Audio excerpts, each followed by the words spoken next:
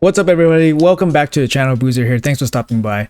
If you guys are here, you guys are probably wondering if this fusion is actually worth going for, and this is the one I'm talking about. I'm talking about Greta Hagbane from the Sacred Orders. We got Greta Hagbane. We are on the test server today, so I just want to make sure that's clear. Boom, there we are, test server.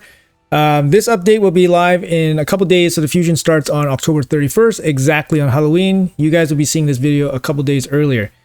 Greta is the fusion up for grabs. She does have a partner, and it's going to be Hansal. There's no word about where Hansal will show up. He'll probably be like a progressive event. Maybe he'll be a guarantee event. We don't know right now. We can speculate, but we don't know right now. What we do know is Greta is the fusion, and she is going to be a traditional fusion. So traditional fusion means you have to get the rares, level up the rares, fuse the rares into the epics, fuse the epics, and then fuse Greta.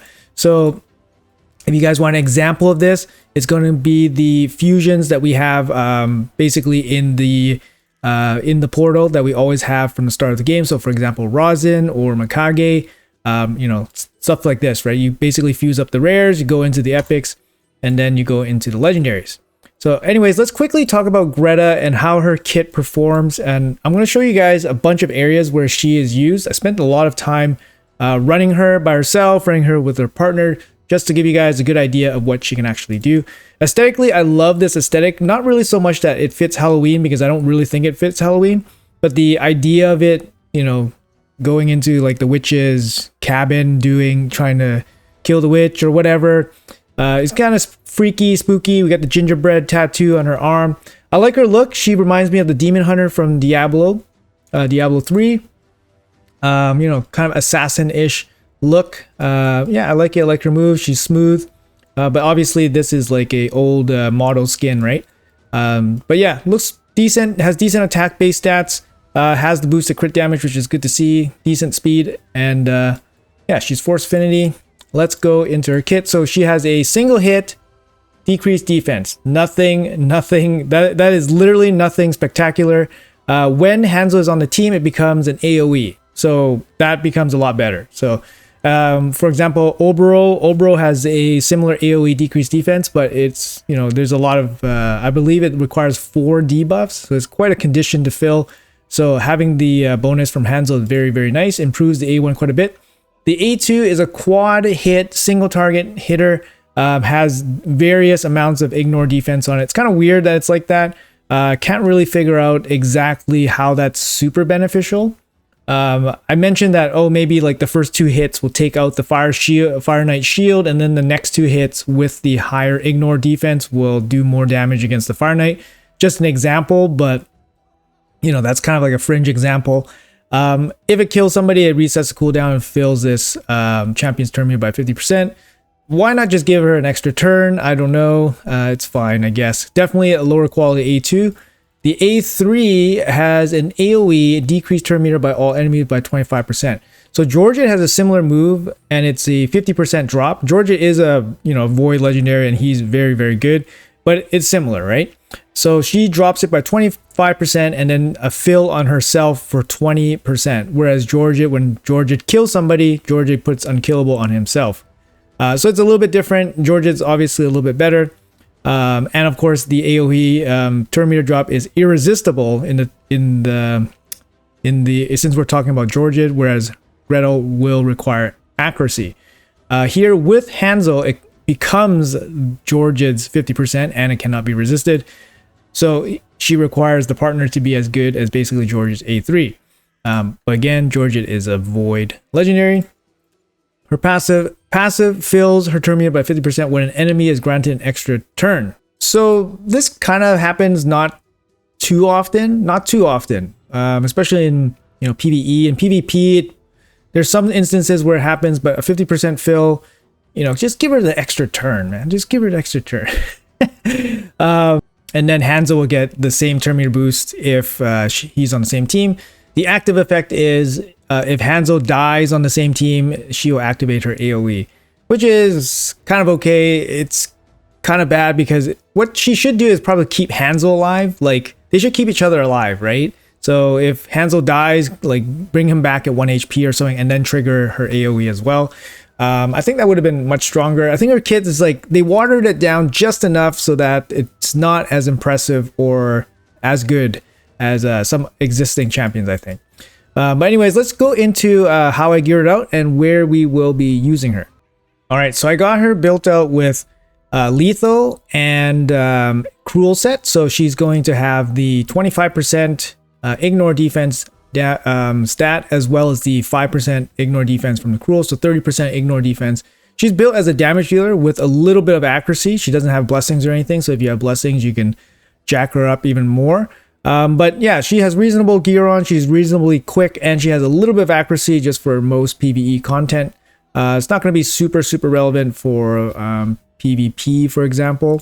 But yeah, she has, you know, relatively standard nuker stats. Fully booked, she definitely requires the books just for the extra damage as well as the cooldown reduction. And then masteries, here are the masteries I have on her. Pretty standard nuker masteries going down to Helm Smasher. And then took the accuracy tree. Definitely don't need the accuracy tree, but we took the accuracy tree here. Extra stats from the Lore of Steel. And then I took Stoked of Fury just in case she gets debuffed. And then she can do some extra damage. All right. I think these masteries also are kind of good for like hybrid-ish build. So then you can use like Life Drinker for like Hydra. And then this is actually not too bad against Hydra as well. Quickly go over the pieces of gear here if you guys are interested. So, you know, pretty perfect like weapon, like perfect quad stats, substats here. Same thing here. Same thing here. Oh, wow, I guess I have perfect gear, I guess. No, I'm just kidding. But this glove, not so great. This chest, not so great. And this boot, not so great. But the top three pieces are pretty good. We got, you know, pretty nice Merciless glove. Merciless is basically just here for 10% attack and 15% crit damage. Just so it happens it worked. Not even ascended crit damage amulet here. And then kind of a whack Merciless banner, but it's okay. We get the extra crit rate. I think I needed it there. But yeah, so that's going to be her. Let's take her out and see what she can do. All right, guys, let's do a quick damage test on the A3 and the A2. We're just in one of the higher level Doom Tower waves so that she doesn't one-shot everybody. We're going to apply increased attack here with the Arbiter, and then that'll boost her up to get the turn off. So let's see what she can do with the A3. The A3 is the decreased turn meter AoE, and then fill herself by 20% for each enemy alive. Okay. So pretty good pop here, no decreased defense or anything like that. And then she got basically 100% turn meter back, so then she can slap right away. Let's end it here, and then let's see what the total damage is from that AoE. About 330k, so about 330k from Gretel. Let's see what her AoE can do. Let's do that again, just so we can get 2 samples in. All right. So 330 and then 342. And then let's try again. We're probably expecting about 330 again. And then on the third try, 356. Okay, let's try one more time. We got a pretty decent spread. So 330 all the way up to 356. 4 try and 335. So somewhere around 340, I guess, depending on whether Helm Smasher procs. So around 340,000 from the AoE. Let's go back in with the A2 and see how that works for this stage here. So A2, let's target the Sir Nick. Okay, he died. That might not be the best. It might not be the best. Okay, that might not be the best. Let's try that again. Let's bring the Arbiter back in just for a turn meter boost. Let's try that again without the increased attack this time. I wasn't expecting that to happen. Let's try it again on Santa Claus. All right. So the A2, I think we will probably compare her to Georgia in terms of damage output. Sorry, I made a mistake there. Try that again, A2. All right, let's duck out. So her A2 is putting out 62,000 damage. Let's try that again.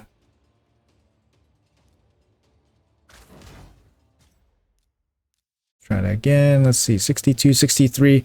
So pretty consistent here, at least for the first 2 runs. Let's try one more time. Looking for about 60,000. Okay, 66,000. So pretty consistent. 62 to 66,000 from her A2. So let's bring Georgette in here with the same gear and let's see what he can do. All right, so this is the Georgette I'll be using. It's pretty similar in terms of total stats. It has more attack, which I can't really... I mean, I guess I could remove... Let's remove his banner, I guess. Let's try that. 7.1k. My Gretel is not this strong still. So 7.1k with 250 crit damage. So Gretel is 6.5 and 265. So a little bit less attack, a little bit more crit damage on Gretel. I would say they're pretty similar. So let's test that Georgette out. And then let's see what kind of damage numbers we are looking at here. My mistake, click the wrong button. So let's go back in here. It is this stage. All right. Arbiter, Georgette. Let's go. Okay, so Arbiter comes in here. Increase attack. We're going to go with the AoE first and see what this can do. So obviously Georgette also has a passive that boosts his damage as well. See his passive here is a 50% chance for this champion to ignore 50% of the target's defense for each hit placed. So it's actually a pretty big slam if the ignore defense happens. But let's see if we can get... Sorry. Replay. Sorry. Click the wrong button. All right, let's try again. AoE. Yeah, so obviously the passive is boosting up his damage quite a bit. 473. So compared to Gretel was doing about 340. We can try this again. We probably have to look for a situation where he low rolls and he doesn't get the 50% coin flip on his passive. So 427. I would think on average he probably will at least... looks like he missed one roll there. Let's see.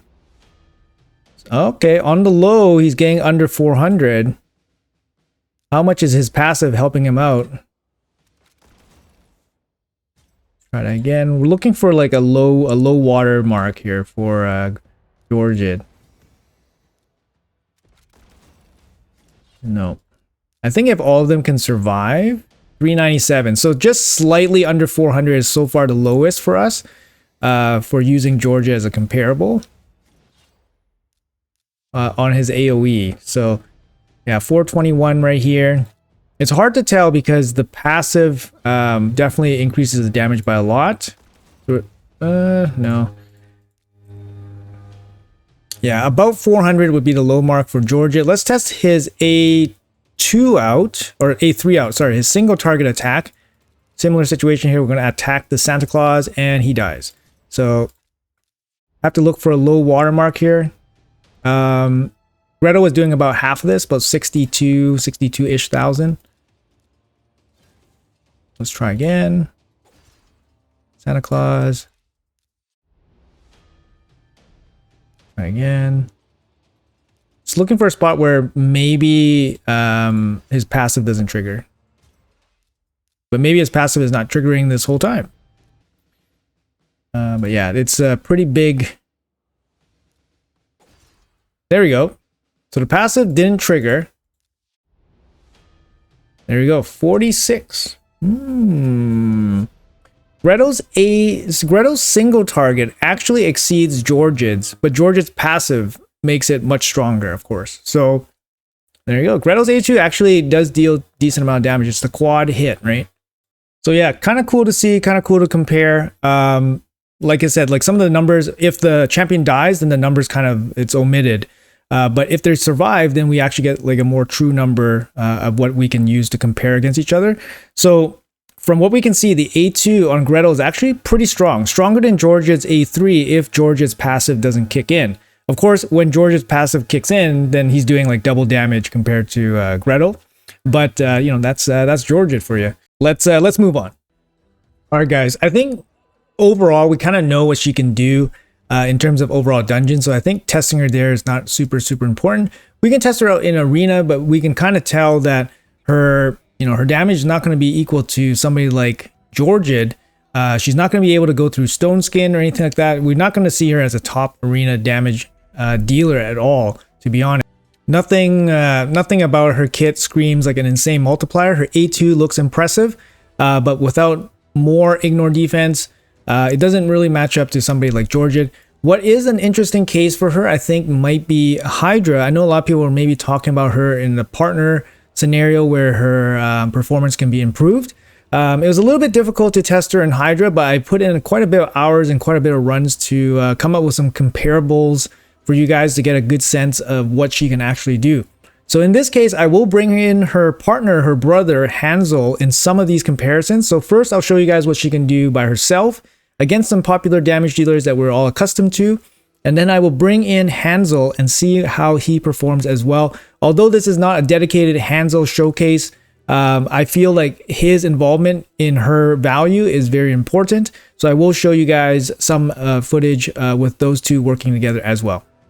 All right, guys, so I got this Hydra team set up basically for most of my tests. It's just a rough shell with Podrick, who's just like a flexible support champion, gives a little bit of damage, a little bit of healing. We have Wukong here. He's in a Hex set to provide the consistent AoE Hex, as well as the strip and block buffs. We have Eostrit with the speed up, speed down, consistent weaken. And then Wixwell with just some extra support and also bringing the provokes. I ran all these tests basically full auto. And yeah, so we have Gretel here in the first test against Thor. We know Thor is a very, very insane damage dealer for Hydra. He's almost like too insane from what I've experienced playtesting him on full auto. His AoE passive basically can kill himself if he's not set up properly to handle reflect damage. So and you can't control when his passive goes off. So I find that I kill him off quite frequently, and if I don't run a reviver, then stuff's not going to go very well. But anyways, I got Gretel up against Thor here. Both of them basically don't have a decreased defense, AoE decreased defense on this team. So only Gretel is providing the single target decreased defense. And we'll see what the damage comparison is between them. The weaken is there from Eostrit as well. So let's run the footage, and then we can just talk through things. We won't run the full run. I'll show you guys the results at the very end, of course. And yeah, so AoE decrease. You see the animations there is actually pretty cool. I like the smoke bomb animation, is pretty cool. Like kind of like setting a trap, just like the Demon Hunter, like I said, from Diablo. But yeah, this team runs pretty good. We have Mischief Tank here, Wixwell. He's in the lead, so he's going to be taking a lot of the damage from everybody, getting the hits, and then he can basically perma provoke as long as he gets targeted. Thor just laying the smackdown, and we know Thor is going to be an insane powerhouse. I have no. There was no like aspirations for Gretel to match Thor in terms of overall damage or anything like that. But I just wanted to see how far she is from Thor. That's a nice hit there. That's got to be a nice, pretty stylish, jump shot there with her A2. Pretty cool. Pop that head pretty convincingly. But, in terms of damage dealers go, we have lots of damage dealers that deal tons and tons of damage. The thing with Gretel is that she doesn't really bring too much against Hydra other than damage. The turn meter effects don't really work, and she can bring decreased defense, but lots of champions can bring decreased defense on the A1. So yeah, Thor here bringing decreased speed and just tons and tons of AoE damage. I find the AoE damage dealers are much better as well for the new Hydras, because you want to basically kill the decapitated heads all at once. So you want to deplete their HP meters all at once, so that they all respawn at once, so that only one of them gets the full damage mitigation buff. So Thor is actually pretty good for that. But yeah, where's Gretel here? So Gretel and Thor probably have similar gear. We can take a quick look at Thor's gear as well afterwards, and we'll give you guys some food for thought in terms of how you guys want to compare them. They won't have exact gear, and Thor is, built out a little bit, better because he is in a 5-star blessing. So of course he's going to do more damage. So we have to factor that all in, right? But yeah, you can kind of see the gameplay here a little bit. Damage count, damage per turn, pretty solid. We are only on hard difficulty here. This team, you know, obviously has gear, enough gear to go through this difficulty without much problems. It's full auto right now, but we can go through to the end and I'll show you guys the results of this run. So you can kind of see here, the run actually didn't go to its full completion. We went to turn 81 and then we took an untimely hit from the Head of Wrath that ended up killing at least one of the damage dealers. So then I decided to stop it here. And this is the final result from this team. If this team kind of ran, you know, the whole way, it probably would have doubled its damage. Wixwell here, 6.2 million damage. That's strictly from War Master. He doesn't have a hex set or anything like that. Eostrid, I believe, does have a hex set here, so she's putting out about 13 million.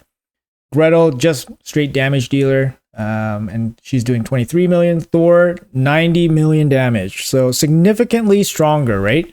So we know Thor, basically from my, you know, Hydra test, when I was testing Thor out, he was basically out damaging lots of top tier champions like Varl, Mishinaki, even with the cursed and hex bonus, you know, damage from Mishinaki, he was still out damaging Mishinaki. So Thor, you know, no question is significantly stronger than Gretel, but it's kind of cool just to see the comparison here. Sun Wukong does have a curse set on. He is built for a little bit of damage as well. But yeah, so you see Wukong here with the curse set, almost matching Gretel here as strictly a DPS. So by herself, not going to be insanely strong. I'll show you guys another data point here so we can do some more comparisons. And of course, I'll show you guys the champions at the very end, as well as showing you guys how she performed with Hansal, her partner. All right, guys, so we're back again, basically the same shell of the team. I replaced Thor this time with Mishinaki. He has a 4-star blessing, Nature's Wrath. Thor had a 5-star Nature's Wrath. So we kind of know, you know, in terms of how much damage difference it could be. The blessings make a big difference, of course. But, you know, that's up for you guys to decide how much of a difference and how well she scales or ranks against them. So same concept with this team. We're going to let it run. Mishinaki here bringing Hex, so he's gonna take away some of the Hex damage that the other champions providing Hex were dishing out. So Wukong and Eostrid. So Mishinaki's gonna take some of that Hex damage away. He's also bringing the AOE decreased defense, which means the whole team will do more damage. The whole team will do more damage, and of course Mishinaki's just gonna do a lot of damage from his A1 as well. So let's see how much Gretel actually benefits or how well she performs relative to Mishinaki and Thor. So we saw that Thor was doing about over 4 times the amount of damage that Gretel was doing without, you know, the benefits of having curse damage applied. You know, Thor is just straight damage. So Mishinaki is going to have straight damage plus, you know, HP burn plus curse damage, right? So we'll see how this run goes. The team is basically identical otherwise. And yeah, this one actually, you know, like these runs on the new Hydra is actually, you know, much more inconsistent in terms of full auto. So I had to run each run, you know, at least 5 or 6 times, with various restarts. And the one with Thor was basically the best one. Like I was saying, Thor, you know, one-shots himself all the time from like reflect damage. If you don't have the proper timing on like block buffs and stuff, he one-shots himself. So I wasn't getting very good results in terms of just autoing it. But for this run, actually, it was much quicker. I guess the Mishinaki strip really helped against the reflect damage. And obviously, yeah, him being like a tankier damage dealer helped as well. But yeah, we can run through to the end here. This run actually went the distance, 1,000 turns, we can see here. And the total damage here, not too bad, right? Not too bad. Again, on hard difficulty only. Again, this is the this is post update for Hydra. So we can only go up to 1,000 turns. And the Hydras are, you know, obviously very difficult to manage sometimes. But I find damage deals with AoEs definitely perform very well. And those are the damage deals you kind of want in your Hydra squads nowadays, I think. So getting close to the end here, we did lose a champion. We lost, I guess, Sun Wukong, got eaten, I guess. But he doesn't bring like insane amounts of damage. And he does bring the block buffs, which is like super, super important. But yeah, so let's go to the end and see the damage breakdown for these guys. That is the damage breakdown for these guys. So again, Wixwell, 15.6 million damage. That's all going to be from War Master and just, doing damage. Eostrid here with 27 million. Her damage is going to be coming from the curse set. We got Gretel with 50 million now. So that's pretty good. And then you got Mishinaki here with 100 million. I think if Thor was in this team with Mishinaki, I think Thor would be doing 150 million, maybe even more. Wukong here with 37 million coming from his, his stats plus the curse set, and Podrick doing basically nothing from no War Master and stuff like that. So Gretel, 50 million. Honestly, for what she can do, she does a single target A1, quad hit A2, and, kind of an okay-ish A3. She's actually doing okay damage here. She basically does equivalent to my Sun Wukong if he was geared out in lethal, roughly. I would say roughly similar damage. I say Sun Wukong with lethal arena gear would probably do better than Gretel with lethal arena gear. So, but they're close. They're close. They're not too far away. So Gretel, can she help? She can do a little bit of damage in Hydra, but she's definitely not going to be a top priority pick. She's obviously getting carried here pretty hard too by, decent support. She doesn't bring much to the table. She brings a single target decreased defense, so she doesn't really bring much. Thor, on the other hand, doesn't bring much. Like, you can gear Thor with no accuracy. He doesn't need decreased speed if you can bring it with support champion. But Thor brings a ton of damage. So Gretel not bringing much and not bringing substantial amounts of damage, probably going to be left off of most people's teams. So in terms of Hydra viability, hopefully this shows you guys how she ranks up against some of the best or, most commonly used and considered good damage dealers for Hydra. Okay, guys, so before we start talking about how she performs with her partner Hansal, let's quickly talk about Hansal real quick. He is basically a very close mirror to Gretel. He brings the A1 weaken instead of decreased defense, has the same kind of condition where if she's on the same team, it becomes an AoE. Okay, he also brings a single target double hit, ignore shield, ignore unkillable, so it's a little bit better for arena settings. Gets an extra turn if he kills an enemy, which is way better than Gretel, to be honest, because Gretel only gives turn meter boosting. He gets an extra turn, and he ignores shields and unkillable, but no ignore defense on his A2. His A3 does have ignore defense, a small amount only, and it has a bit of a resetting ability here. If Gretel's on the same team, we'll ignore 30%, ignore defense, and then it's 2-turn cooldown reduction instead of 1 turn. And it can't be resisted, so he doesn't need accuracy for that move. So together in Arena, they're actually okay. They don't hit particularly insanely hard or anything like that, but the lockout ability paired up with a bunch of the AoEs is actually, pretty cool. Can make quick work of some teams. Not going to be like insanely, high level viable, but they can be fun together. The lack of stone skin negate and honestly the lack of ignore defense on his A2 really hurts him here a little bit. He has incredible base attack for a non-void, non-mythical champion, 1663. That's really, really high.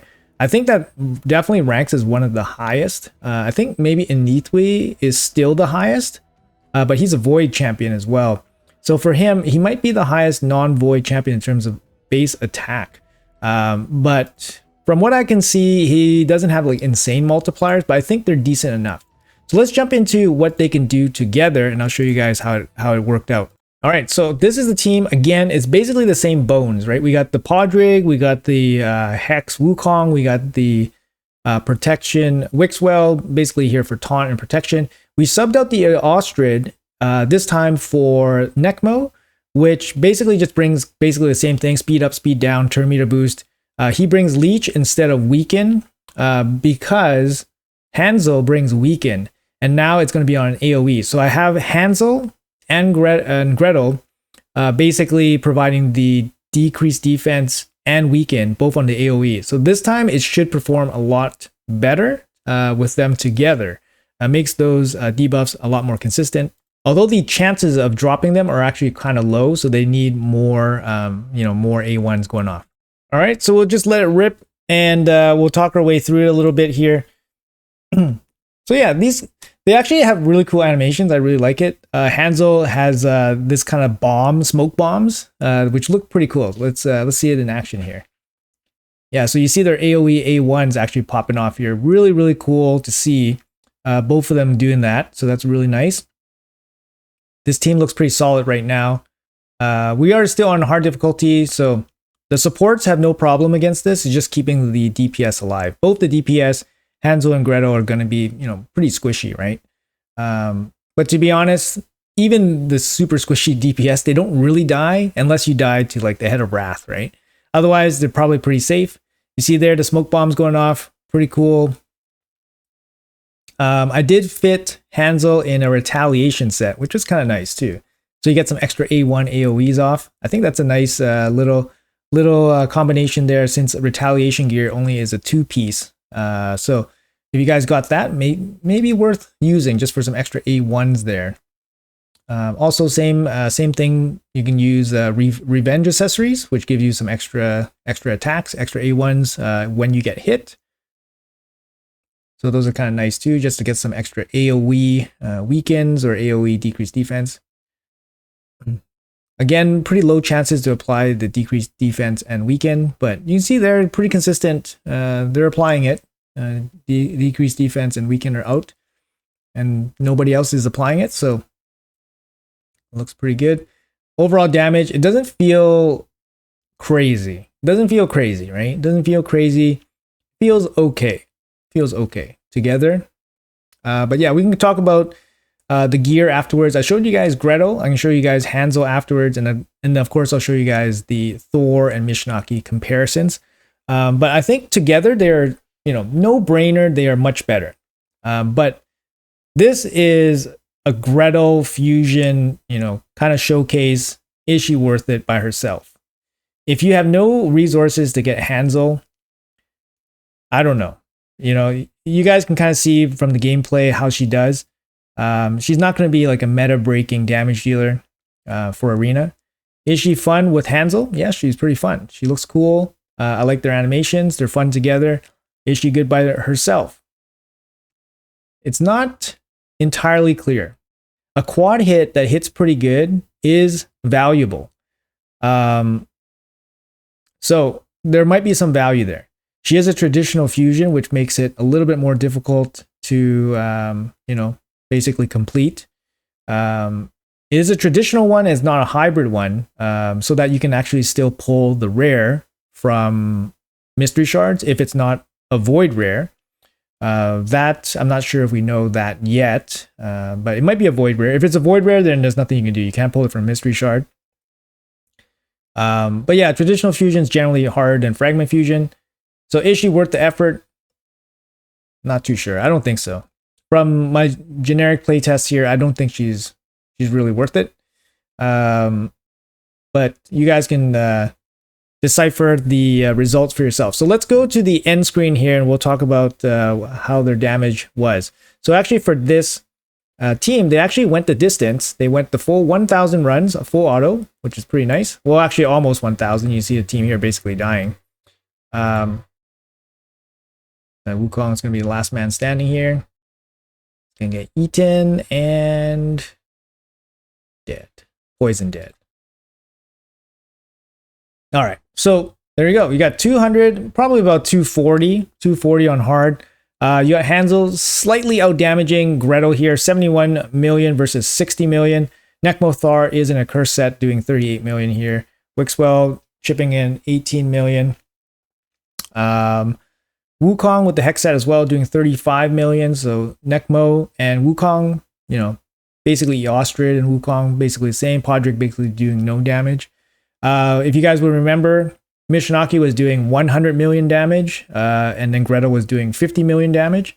Yeah, it makes sense that Hansal's not going to match up to Mishinaki, because Mishinaki does have curse damage that he gets as well. And Mishinaki is just a better damage dealer, I think, overall. But keep in mind that the damage dealers that we're comparing them against do have bigger blessings. So 5-star for Thor, 4-star for Mishinaki.